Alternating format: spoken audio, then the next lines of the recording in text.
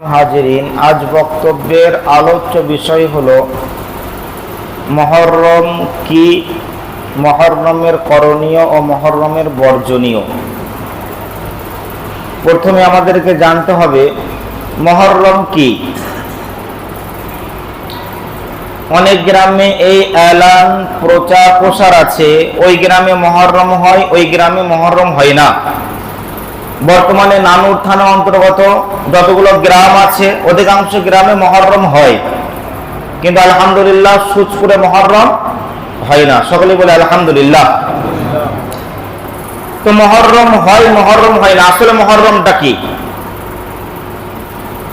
এখন যদি বলা হয় জানুয়ারি, ফেব্রুয়ারি, মার্চ, এপ্রিল, মে, জুন, এগুলো কি?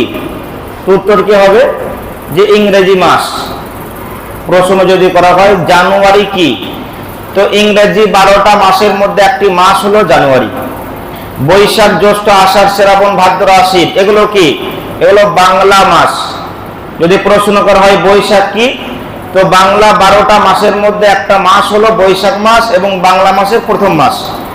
ঠিক ওই রকম আরবিতেও 12টা মাস আছে, আরবিতেও 12টা মাস আছে। আর এই মাস পৃথিবী সৃষ্টি লগ্ন থেকেই। আর আরবি মাসের প্রথম মাস হলো মুহররম। তাহলে মুহররম কি? মুহররম হলো আরবি মাসের প্রথম মাস। মুহররম কি বলেন সকলে? আরবি মাসের প্রথম মাস। আর আল্লাহ তাবারক তাআলার কাছে 12টা মাসের ভেতরে সব থেকে সম্মানীয়, সব থেকে মর্যাদাবান মাস হলো রমজান মাস। এটা সকলেই অবগত আছে। রমজানকে বাদ দিয়ে আরো 4টে মাস আল্লাহ তাবারক তাআলার কাছে বড় মর্যাদাবান, সম্মানীয়। ওই 4টে মাসের ভেতরে মুহররম একটা। মুহররম বড় মর্যাদাপূর্ণ মাস। বিশ্বনবী সাল্লাল্লাহু আলাইহি ওয়াসাল্লাম বলেছেন শাহরুল্লাহ, মানে আল্লাহর মাস। সবগুলোই তো আল্লাহর মাস, তাহলে মুহররমকে কেন আল্লাহর মাস বলা হলো? পৃথিবীর বুকে যতগুলো মসজিদ আছে সবগুলো কার ঘর? সকলেই বলে আল্লাহর ঘর। তারপরেও দেখেন বাইতুল্লাহ, কাবাকে কি বলা হয়?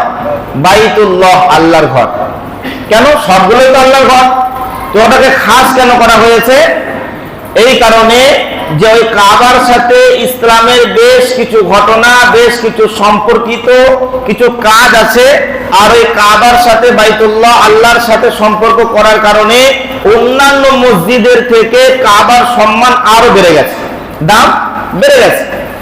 ঠিক ওই রকম মুহররম মাসে বেশ কিছু ঘটনা ঘটেছে, বেশ কিছু ভালো ভালো কাজ হয়েছে, বেশ কিছু আল্লাহ তাবারক তাআলা ঘটনা ঘটিয়েছেন। এই কারণে মুহররম মাস আল্লাহ তাবারক তাআলার কাছে বড় গুরুত্বপূর্ণ মাস, মর্যাদাপূর্ণ মাস, সম্মানীয় মাস। তার মধ্যে 10ই মুহররম। 10ই মুহররমে আল্লাহ তাবারক তাআলা বেশ কিছু নবীকে বেঈমান জালিমের হাত থেকে নিরাপত্তা দিয়েছেন। তার মধ্যে একটা হযরত মূসা আলাইহিস সালাম এবং বনি ইসরাইল ফিরাউনের হাত থেকে এই 10ই মুহররমে আল্লাহ তাবারক তাআলা নাজাত দিয়েছিলেন। এর জন্য মূসা আলাইহিস সালাম এবং ওনার কওম রোজা রেখেছিলেন। কি রেখেছিলেন? রোজা রেখেছিলেন। তো ইহুদিরা ওরাও মূসাকে শরণার্থে রোজা রাখত একটা 10ই মুহররম। বিশ্বনবী সাল্লাল্লাহু আলাইহি ওয়াসাল্লাম ওনার কাছে যখন খবর আসলো যে ইহুদিরা 10ই মুহররমে রোজা রাখে, বিশ্বনবী সাল্লাল্লাহু আলাইহি ওয়াসাল্লাম জিজ্ঞাসা করলেন তোমরা কিসের কারণে রোজা রাখো?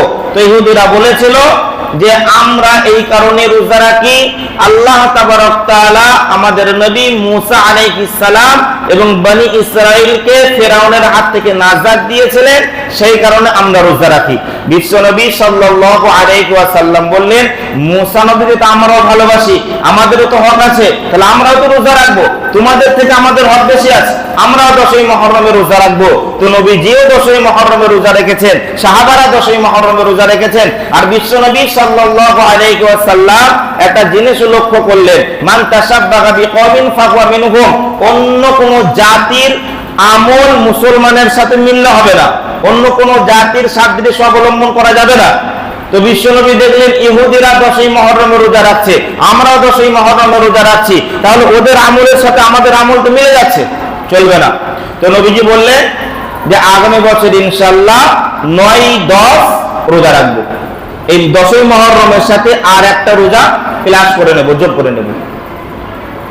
তো আমাদের তাহলে করণীয়, 10ই মুহররমকে কেউ যদি পালন করতে চায়, মুহররমে কোনো আমল করতে চায়, তাহলে সে কি করবে? 10ই মুহররমে রোজা রাখবে, আর ওই ইহুদিদের সাথে যেন না মিলে যায় এই কারণে 9-10 রাখবে। যদিও রোজাটা নফল রোজা, আপনি যদি না রাখেন গুনাহ হবে না, রাখলে পারে নেকি আছে। বিশ্বনবী সাল্লাল্লাহু আলাইহি ওয়াসাল্লাম বলেছেন, যদি কেউ মুহররমে রোজা রাখে বিগত 1 বছরের গুনাহকে আল্লাহ তাবারক তাআলা maaf করে দেয়, বলুন সুবহানাল্লাহ। তো যদি কেউ রোজা রাখতে চায় 10ই মুহররমে, আজকে হলো 5ই মুহররম, 5 তারিখ মুহররম মাসে 10ই মুহররম, সে দুটো রোজা রাখবে, হয় 9-10, আর না হলে 9 যদি না রাখতে পারে তাহলে 10-11। মনে থাকবে ইনশাআল্লাহ। শুধু নবীজি নয়, এর আগে যত নবী এসেছেন সকলেই 10ই মুহররমে রোজা রেখেছেন। বিশ্বনবী সাল্লাল্লাহু আলাইহি ওয়াসাল্লাম বলেছেন, আফজালুস সিয়াম মুহররমুল হারাম, রমজানের পরে পরে বাদা রমজান, রমজানের পরে পরে সবথেকে গুরুত্বপূর্ণ রোজা হলো মুহররমের রোজা। এবং বিশ্বনবী সাল্লাল্লাহু আলাইহি ওয়াসাল্লাম রমজানের রোজাকে যেমন গুরুত্বপূর্ণ এবং খোঁজ খবর নিয়ে যত্নবানের সাথে রাখতেন, ঠিক ওই রকম এই মুহররমের রোজাও বিশ্বনবী সাল্লাল্লাহু আলাইহি ওয়াসাল্লাম খোঁজ খবর নিয়ে যত্নবানের সঙ্গে রাখতেন। তো আমরা সেই নবীর উম্মত হিসেবে আমাদের করণীয় 10ই মুহররমে রোজা রাখা, আর ইহুদিদের সাথে যেন না মিলে যায় এই কারণে 9-10 কিংবা 10-11। তাহলে মুহররমে আমল সম্পর্কে একটা জিনিস পেলাম, রোজা।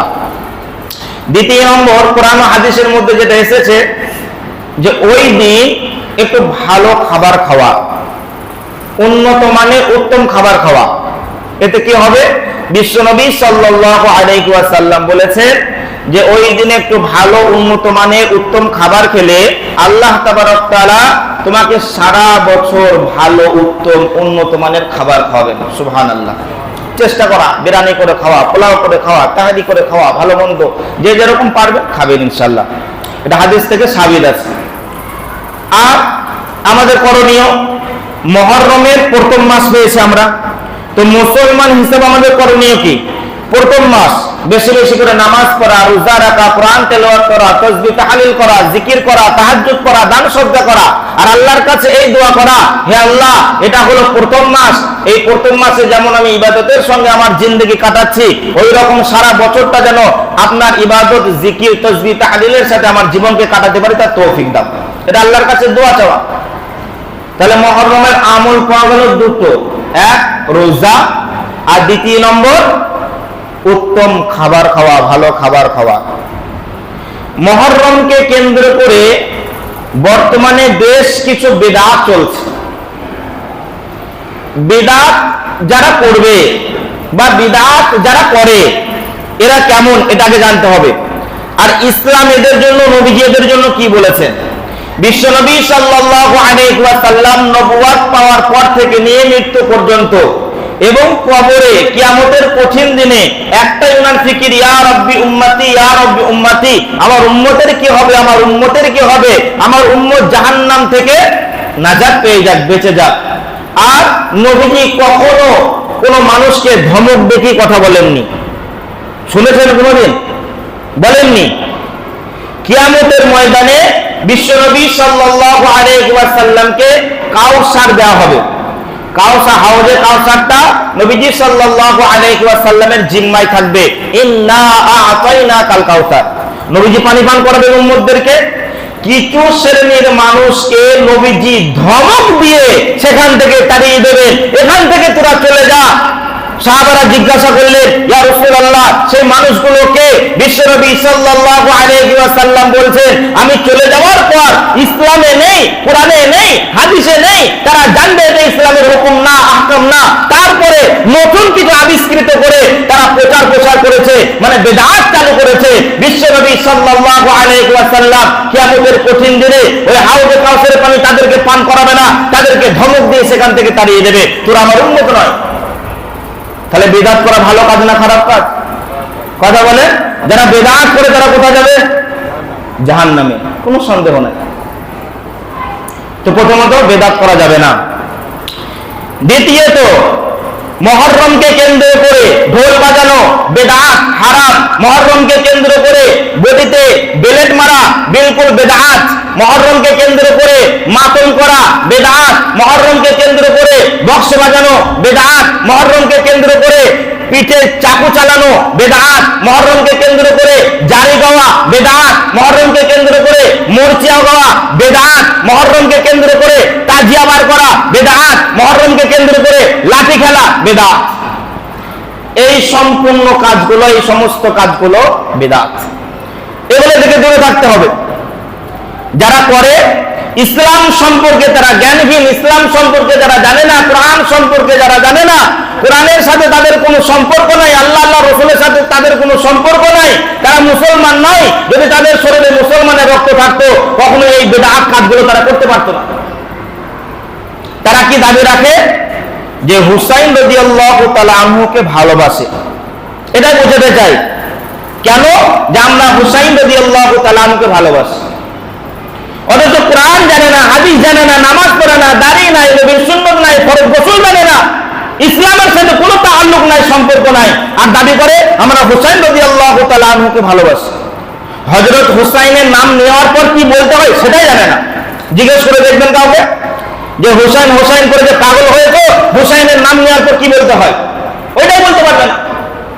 আর ভালোবাসার দিক দিয়ে যদি আপনি বলেন লা ইউমিনু আহাদুকুম হাত্তা আকুনা আহাব্বা ইলাইহি মিন ওয়ালিদিহি ওয়া ওয়ালাদিহি ওয়ান নাস আজমাইন, এটা নবীজি বলেছেন। আর বিশ্বনবী সাল্লাল্লাহু আলাইহি ওয়া আল্লাহ তাবারক তাআলা বলেছেন বিসমিল্লাহির রহমানির রহিম কুল ইন কুনতুম তুহিব্বুনাল্লাহা ফাত্তাবিউনি ইউহিব্বুকুমুল্লাহ। যদি আমার ইত্তেবা করতে চাও, আমাকে ভালোবাসতে চাও, আমাকে যদি রাজি খুশি করতে চাও, তাহলে নবীকে ভালোবাসো। আর বিশ্বনবী বলেছেন লা ইউমিনু আহাদুকুম হাত্তা আকুনা আহাব্বা ইলাইহি মিন ওয়ালিদিহি ওয়া ওয়ালাদিহি ওয়ান নাস আজমাইন। যদি পৃথিবীর বুকে কাউকে ভালোবাসতে হয়, তাহলে সর্বপ্রথম ভালোবাসার যিনি অধিকার রেখেছেন, সর্বপ্রথম যিনাকে ভালোবাসতে হবে উনি হলেন বিশ্বনবী সাল্লাল্লাহু আলাইহি ওয়াসাল্লাম। বাপ মায়ের থেকে বেশি ভালোবাসা হবে, হযরত ওমরের থেকে বেশি ভালোবাসতে হবে, হযরত আবু বকরের থেকে বেশি ভালোবাসতে হবে, এবং হযরত হুসাইন রাদিয়াল্লাহু তাআলা আনহু থেকেও নবীজিকে বেশি ভালোবাসতে হবে। এটা ইমানদারের পরিচয়। কিন্তু এরা বলে কি হুসাইন রাদিয়াল্লাহু তাআলা আনহুকে ভালোবাসি, এই কারণে এটা করছে। তারপরে দেখেন ভালোবাসেই না, ভালোবাসেই না, এরা পরোক্ষ প্রত্যক্ষ ভাবে হুসাইন রাদিয়াল্লাহু তাআলা আনহুর শত্রু শত্রু শত্রু। প্রমাণটা নেন। আচ্ছা দেখেছেন আপনাদের গ্রামে এমন কেউ আছে যে বাপ মারা যাওয়ার পরে, ছেলে মারা যাওয়ার পরে, ভাই মারা যাওয়ার পরে, চাচা মারা যাওয়ার পরে লাঠি বের করে কান্না করছে, ও চাচা গো তুমি মরে গেলে গো, ও বাপ গো তুমি মরে গেলে গো? কে করেছে কোনোদিন? কে কোনোদিন করে? কে কোনোদিন করবে? করবে না। কেন? প্রকৃত পক্ষে ওরা বাপকে ভালোবাসে, ছেলেকে ভালোবাসে। ছেলে মারা যাওয়ার পর, বাপ মারা যাওয়ার পর এটা কখনোই করতে পারবে না। ঢোল বাজাতে পারবে না, গান বাজাতে পারবে না, লাঠি বার করতে পারবে না। প্রকৃত ভালোবাসা। আর হুসাইন রাদিয়াল্লাহু তাআলা আনহু মারা গেছে, আর তুমি ঢোল বাজাচ্ছ, তুমি লাঠি বার করছো, তুমি মাতম করছো, আর মুখে বলছো যে আমি হুসাইনকে ভালোবাসি। মিথ্যা কথা। কারা মাতম করেছিল, ঢোল বাজিয়েছিল? হযরত হুসাইন রাদিয়াল্লাহু তাআলা আনহু যখন শহীদ হয়ে গেলেন, ওনার যখন মুন্ডটাকে আলাদা করে দেওয়া হলো, যখন শিরচ্ছেদ করা হলো, ওই মাথাটাকে হযরত হুসাইন রাদিয়াল্লাহু তাআলা আনহুর মাথাকে তলোয়ারের মাথায় লাগিয়ে এভাবে তুলেছিল। আর হুসাইন রাদিয়াল্লাহু তাআলা আনহুর শত্রুপক্ষ এরা ঢোল তবলা বাজিয়েছিল, এরা মাতম করেছিল, এরা আনন্দ করেছিল। তাহলে বর্তমানে যারা হুসাইন রাদিয়াল্লাহু তাআলা আনহুর শহীদার্থে, হুসাইন রাদিয়াল্লাহু তাআলা আনহু শহীদ হওয়ার কারণে যারা ঢোল তবলা বাজাচ্ছে, এরা হুসাইনের প্রেমিক না হুসাইনের শত্রু? বলেন, কথা বলেন। পরোক্ষ প্রত্যক্ষভাবে শত্রু। তারপর আবার দেখেন কি বলে যে হোসেনকে ভালোবাসি, হোসেনকে ভালোবাসি, অথচ নামাজের টাইম হয়ে গেছে। জিহাদের ময়দানে হোসেন রাদিয়াল্লাহু তাআলা আনহু আছে, নামাজের টাইম হয়ে গেছে।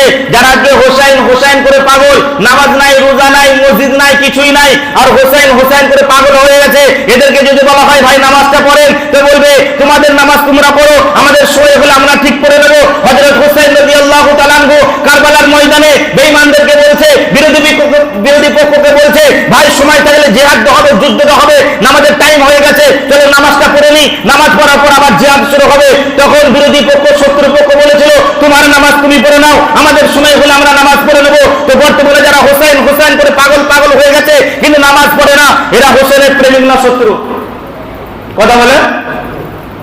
তারপরে দেখেন হাই হোসেন করে যারা পাগল, হাই হোসেন। আসলে হাই হোসেন শব্দটা কে ব্যবহার করেছিল খবর আছে?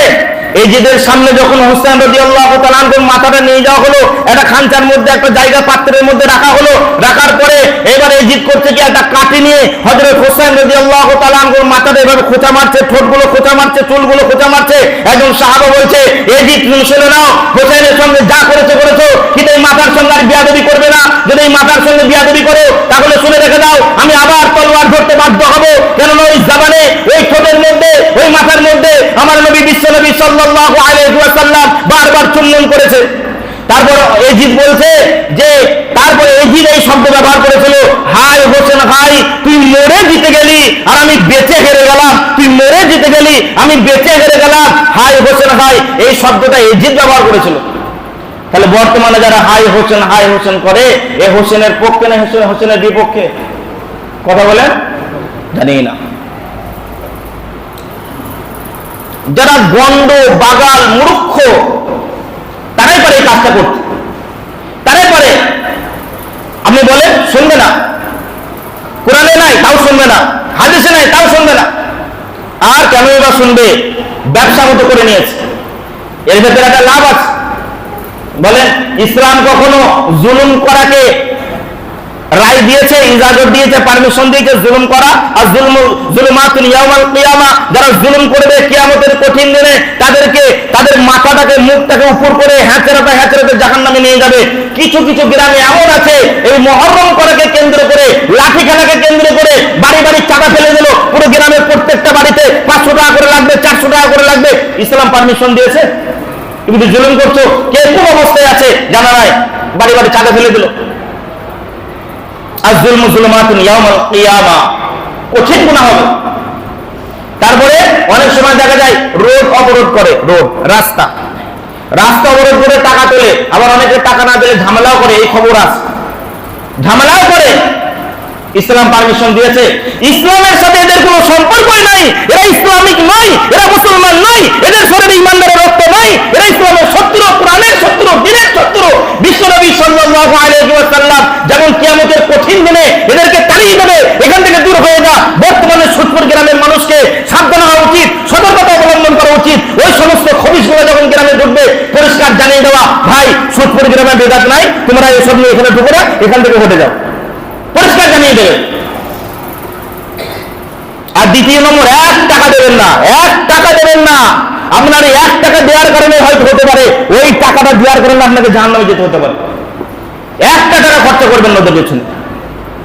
আর তৃতীয় নম্বর, দাঁড়াবেন না, দেখবেন না, দেখার দরকার নাই, যা করছে করো। ভিলকি তখনই, যে ভেলকি দেখায় তখনই সে দেখাতে আরো উৎসাহিত হয় যখন মানুষ দেখে।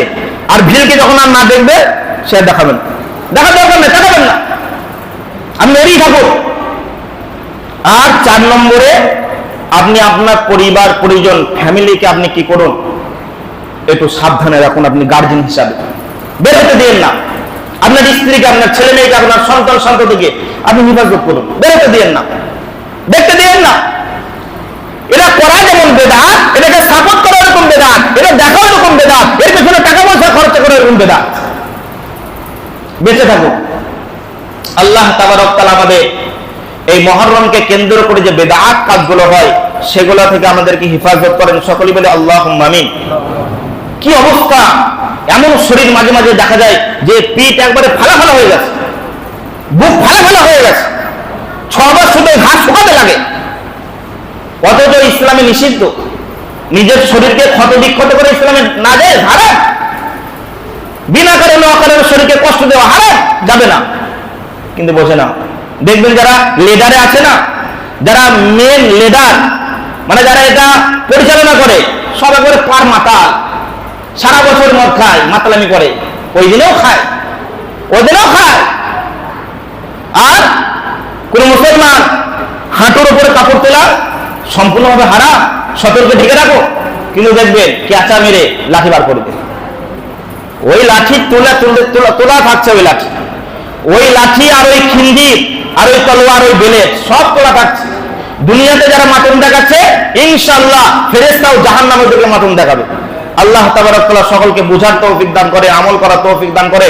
সকলে বলি আল্লাহুম্মা আমিন। ওয়া আখিরু দাওয়ানা আলহামদুলিল্লাহি রাব্বিল আলামিন। দুটো ছোট ছোট এলান শুনে নিই। প্রথম এলান হলো, আপনাদের পাশের গ্রাম ব্রাহ্মণ খণ্ড, তো ব্রাহ্মণ খণ্ডে দক্ষিণ পাড়া মসজিদের দোতলায় কাজ হচ্ছে। তো ওনারা কয়েকজন এসেছেন, যে যেরকম পারবেন ইনশাআল্লাহ সহযোগিতা করবেন। এখন একটা প্রশ্ন কারো কারো হতে পারে যে সুদপুরে যে আদায়কারী আসে, যে আদায় করতে আসে, অন্যান্য কোনো গ্রামে আসে বলে মনে হয় না। আপনাদের মনে হবে কি আমার মনে হয়, সুদপুর গ্রামে কালেকশনের